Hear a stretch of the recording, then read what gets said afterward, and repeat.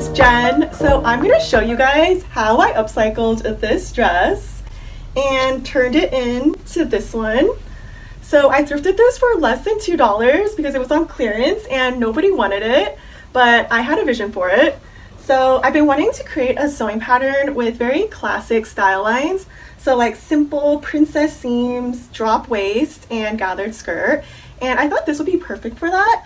I have the sewing pattern available on my Etsy if you guys want to follow along. It comes in two versions, so a classic bodice without the crisscross. And if you guys wanted to recreate the same style lines I have on this one, there's a version for that with the crisscross. It's unlined, so I think it's very beginner friendly. And it also comes in a mini length version. So let's get started. To make things easier, I kept the files separate for the bodice and for the skirt. Since the skirt is basically a big rectangle, if you want, you can save some time and skip piecing together the skirt pattern and instead mark directly onto your fabric. The measurements are all listed in the instructions. The pattern is layered separately by size for easier cutting. Off to the left is the layers icon. Toggle off the sizes you don't want and make sure to leave the piece info visible. To print, leave the orientation at auto and either actual or 100% scale. Since this is an upcycle, I took apart the dress and am just figuring out the pattern placement. The back fit perfectly as well as the center front. It's cut on fold, so I'm cutting one side, then folding it over so it matches. Because I'm dropping the original neckline, I don't have enough material for the front side bodice now. I also want to avoid cutting into this bust dart, so what I'm going to do is piece together the fabric from the sleeve, lining it up so the grain lines match, and now it's large enough to fit my pattern piece. There's going to be a seam line along the waist now, but I actually don't mind at all. I think it's kind of cute. For the facing, I have to do the same thing, piecing together some fabric. And again, I don't mind the seam line showing because it's only on the facing and no one's going to see it from the inside anyways. I then cut it again in the fusible interfacing and iron it on to the wrong side of the fabric. And lastly, for the straps, I'm cutting it from the original waist tie. Here's everything all cut out. I'll be using the original skirt just as it is. For the front bodice, we're going to line up the sides to the center front, right sides together, matching up the notches. For the back bodice, we'll do the same, but we'll be leaving the center back open for the zipper. Once that's done, we'll attach them together at the side seams. And remember to overlock or zigzag the raw edges and press the seams flat and towards the side seams. Now for the skirt, set your stitch length to the widest setting and sew a basting stitch along the top. We'll skip the back stitch and instead leave a few inches of thread at the beginning and the end. We'll then pull the thread ends to help gather the fabric. Normally, I would gather the front and back skirt separately, then attach them together at the side seams. But since this is an upcycle, the skirt is already sewn together. So right now I'm gathering it as one piece with the opening at the center back for the zipper. We'll attach the bodice right sides together, matching up the center back, the center front, and the side seams. Stitch it in place and finish the raw edges. Double check to make sure you don't have any basting stitches showing from the right side of the dress.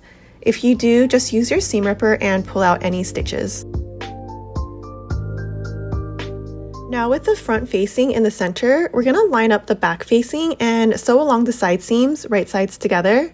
Press the side seams open and make sure to finish the raw edges. We're also going to be finishing along the bottom edge of the facing and the center back.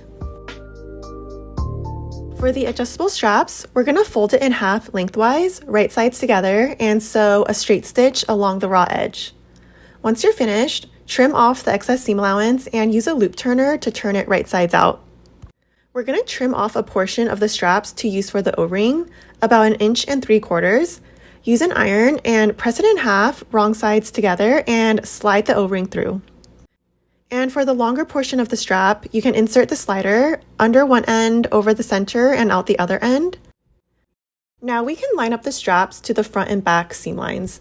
So center the short straps between the back princess seams and the longer straps between the front princess seams. Stitch it in place, right sides together. Next, we're going to line up the facing to the upper edge of the bodice, right sides together. So lining up the center back and the side seams, and the straps are sandwiched in between. Take your time, especially around the O-ring. You don't want it to get caught in the needle. When you get to the corner, keep your needle down and just pivot and continue sewing. Once you're done, turn it over to the right side and just double check and make sure the straps are all straight, they're aligned, and they're not crooked. We're going to trim and grade the facing seam allowance to about 1/8 inch and the bodice seam allowance to about 1/4 inch. So grading the seam allowances in this way just helps to remove excess bulk along the neckline. We'll then clip into the areas with a curved seam allowance just to help create some ease and less tension so that it lays flat. Make sure to only clip into the seam allowance and not into the actual stitching. The amount of clippings is really going to depend on your material. Next, we're going to sew a partial understitch along the front and back. So separate the facing from the bodice and press the seam allowance towards the side of the facing. It's a little difficult to get in there because of the straps, but just press what you can. Start a few inches away from the straps, and we're just going to sew an understitch along the inner upper edge, keeping the bodice separate, and make sure to only stitch through the facing and all of the seam allowance layers. The understitch is only visible from the inside, and it just helps to keep the facing in place and to keep it from rolling forward onto the right side of the garment.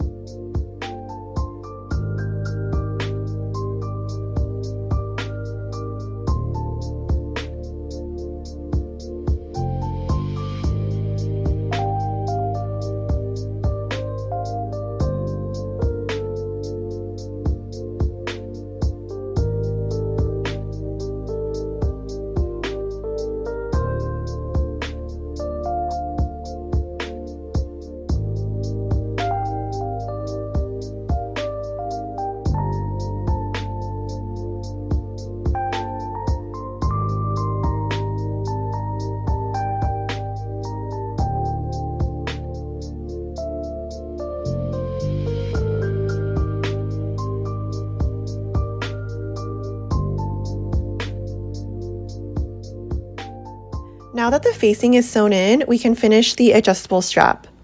So loop the strap through the O-ring and through the slider again for a second time through the back. I like to loosen the tension on the strap so you have more space to work with.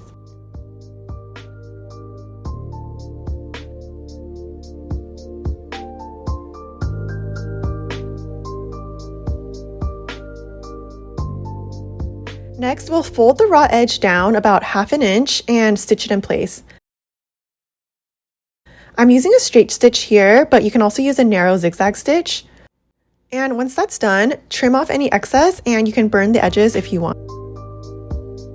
Now for the zipper. So I wanted to switch out the original zipper that was on this dress for an invisible one, but I was only able to get this color in a 10 inch. Preferably, I would want a 12-inch zipper just so I can put the dress on over the hips, but the 10 inch will still work. I'll just need to put it on over the shoulders instead. So I've prepared the zipper and ironed the coils outward. So I'm going to lay the back of the bodice right side up with the facing separated and lay the zipper face down on the left side, lining it up to the open seam. Switching over to the invisible zipper foot, mess around with the width setting on your machine to adjust your needle to get it into the perfect position. Stitch it down as far as you can go before hitting the zipper pull. It's going to leave a small gap in between, but we'll fix that later.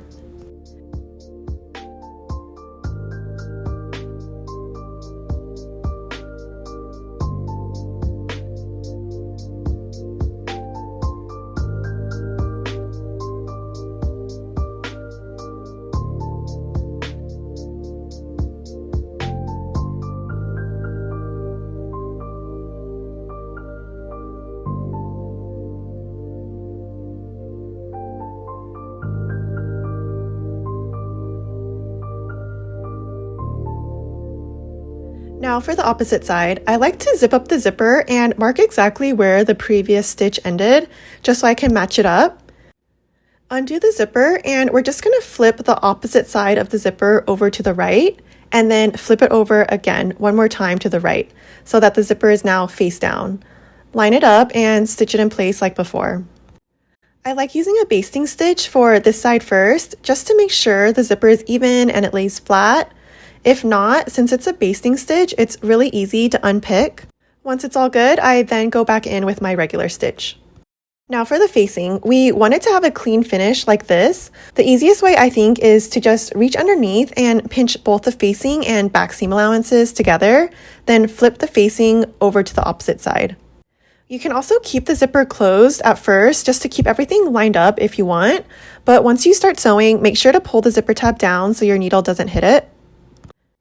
And we're just going to line up the raw edges of the facing to the zipper tape. So right now the facing is covering the zipper at this point, and just pin it in place. We're going to switch over to the edge stitch presser foot. Since we can't see the zipper, we'll need to feel along the surface for the zipper teeth to line it up. Take your time sewing it in and make sure the needle doesn't get caught in the zipper. Now that we have a clean finish between the bodice and the facing, we'll trim off any excess seam allowance, especially at the corners, and repeat this for the opposite side.